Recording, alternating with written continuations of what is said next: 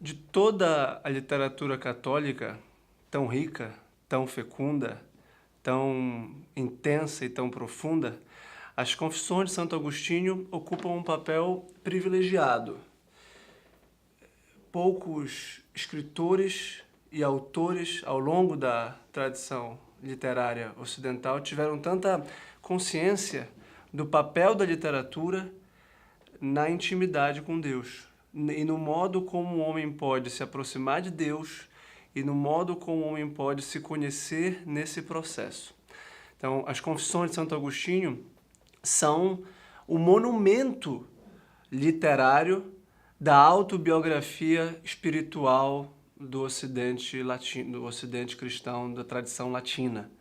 Santo Agostinho é, sem nenhuma dúvida, um dos maiores escritores de todos os tempos e um dos fundadores da própria tradição literária católica.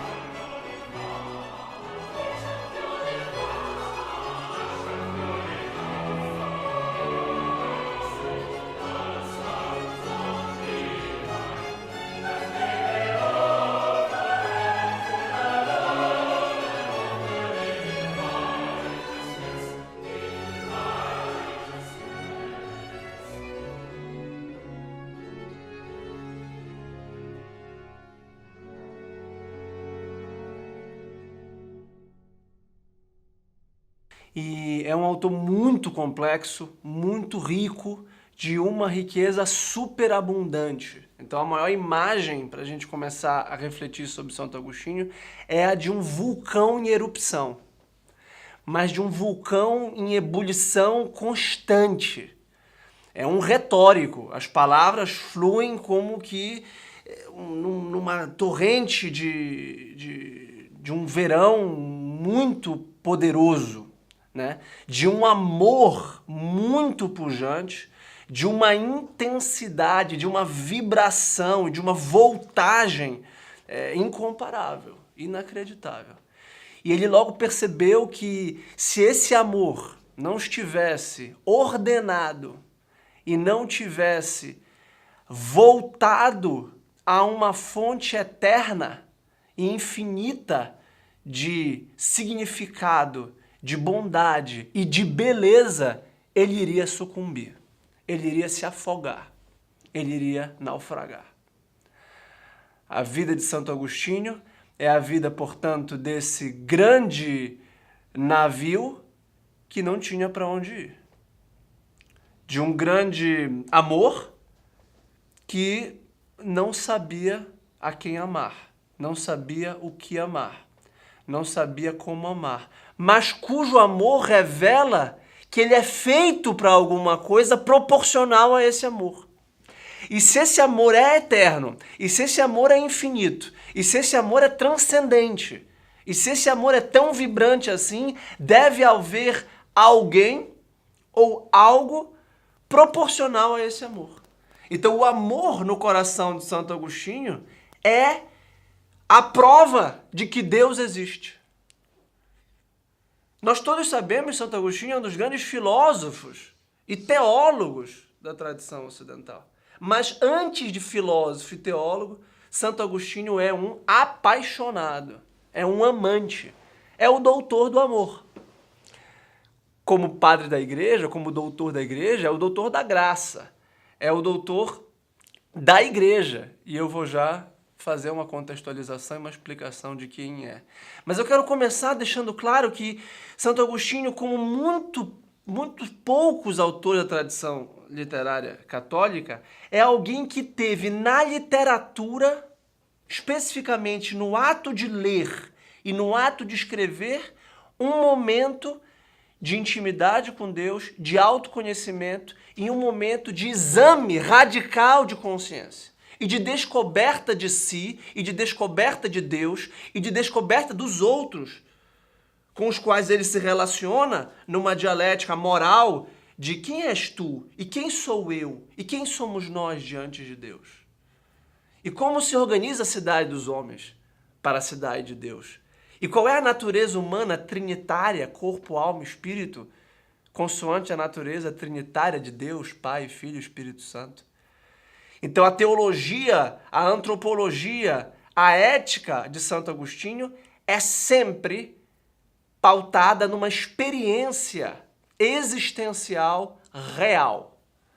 Se tem um autor sincero na literatura, é Santo Agostinho. E com isso ele funda esse princípio da sinceridade radical, que só pode se dar quando se excluem todos os condicionamentos e todos os segredos e todas as ressalvas que a sociedade nos obriga a fazer. Um apaixonado pela poesia, um apaixonado pelo teatro, um retórico que sabe muito bem que a linguagem pode revelar, mas a linguagem pode esconder. E que a linguagem é um meio termo, é um crepúsculo ou uma aurora de um lusco-fusco, de um chiaroscuro, de claro e escuro entre o que revela e o que esconde. Ora, e é claro para ele que o que esconde são as paixões. O que esconde, o que obscurece, são as emoções desordenadas. É exatamente o mesmo amor que pode iluminar. Então há uma complexidade em tudo que Santo Agostinho escreveu, pensou e leu, porque ele viveu tudo isso apaixonadamente. Ele viveu nesses polos. Então, antes de imergir nas confissões, eu gostaria de fazer uma introdução geral ao autor, que é dessa riqueza incomensurável. Trata-se de um filósofo, um teólogo e um santo. Né? A gente tem um material muito grande para estudar Santo Agostinho. A gente pode passar a vida inteira lendo Santo Agostinho e a gente não vai esgotar a obra dele. Né? É o padre da Igreja Latina mais influente. A sua obra só perde em termos de influência e impacto na cultura cristã medieval para a própria Bíblia, cujo estudo, cuja leitura ele tanto incentivou e ele tanto promoveu como grande exegeta da Escritura, como grande intérprete da Escritura, ao lado, é claro, de dois dos seus interlocutores e dois dos santos com os quais ele interagiu, Santo Ambrósio de Milão, São Jerônimo, com o qual ele inclusive polemizou e encrespou, e depois aquele que vai tornar a obra de Santo Agostinho o grande cânone literário e espiritual da Idade Média, que é São Gregório Magno, o quarto grande padre da Igreja Latina. Então é um desafio hermenêutico muito grande lidar com Santo Agostinho, é um desafio interpretativo lidar com um autor que é sempre maior do que o intérprete. Você precisa ser Santo Tomás de Aquino para interpretar Santo Agostinho. Porque como nós não somos Santo Tomás de Aquino, nós estamos numa situação de inferioridade tão grande que é muito fácil reduzi-lo ao nosso próprio umbigo. Como diziam os escolásticos, o conteúdo se adapta ao continente. Então, esse desafio hermenêutico é o desafio de ter consciência que, como a Bíblia, é um autor recebido a cada século, a cada época e reinterpretado. Então a gente está sempre condicionado a uma cadeia de interpretações intermediárias entre nós e Santo Agostinho.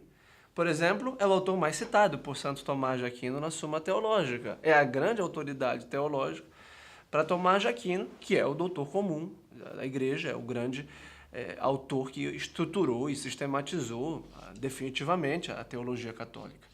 E vejam que ele também influenciou muito toda a reforma protestante, de Lutero e de Calvino, ambos fincados, e o Lutero, um monge agostiniano, dramatizando a sua própria existência e tendo as confissões como grande obra de encontro pessoal e existencial com Deus, e Calvino com toda a doutrina da predestinação e da graça que é agostiniana, né? Tem a questão do livre-arbítrio.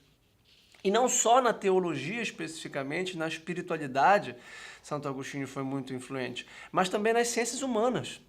Na psicologia, na sociologia, no direito, na filosofia da linguagem, na filosofia da história. Então, Santo Agostinho ele não é um autor que escreveu uma obra importante. É um autor que escreveu várias obras decisivas que se tornaram um modelo de apologeta, de teólogo, de filósofo, de escritor de espiritualidade, de exegeta, de comentador dos salmos, do Gênesis, das cartas. Então, é literalmente uma montanha em cujo topo você não vai chegar e que você vai circundando e vai escalando e vai encontrando uma riqueza numa carta, num sermão. E você fala, não é possível. Não é possível uma coisa que um homem escreveu uma biblioteca inteira que a gente não vai ler toda durante a nossa vida.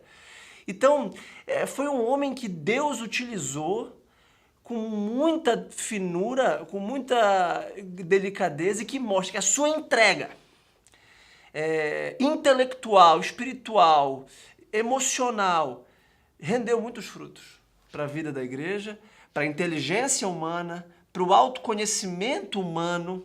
E por que eu estou enfatizando isso? Porque ele escreveu isso.